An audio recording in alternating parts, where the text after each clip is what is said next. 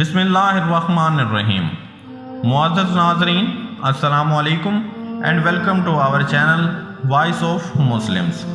دوستو، اگر کوئی شخص کسی ظالم کے ظلم سے ڈرتا ہے اور اس پر غالب آنا چاہتا ہے تو آج کی اس ویڈیو میں آپ کے ساتھ ایک ایسا وظیفہ لے کر حاضر ہوا ہوں جس سے آپ ظالم کے ظلم سے نجات حاصل کر لیں گے۔ دوستو، آپ نے کرنا کچھ اس طرح سے ہے کہ اس اسم کو چلتے پھرتے 226 دفعہ اول و آخر 11 مرتبہ درود شریف کے ساتھ پڑھنا ہے۔ دوستو، جب بھی میں آپ کے ساتھ وظیفہ شیئر کرتا ہوں تو یہ بات لازمی کرتا ہوں کہ آپ حق پر ہوں تب ہی یہ وظیفہ کریں۔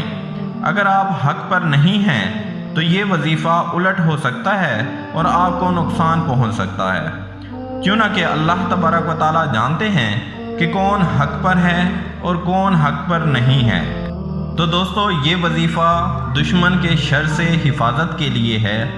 یا رحیم یا رحیم، اس اسم کا ورد آپ نے 226 دفعہ اول و آخر 11 مرتبہ درود شریف کے ساتھ کرنا ہے۔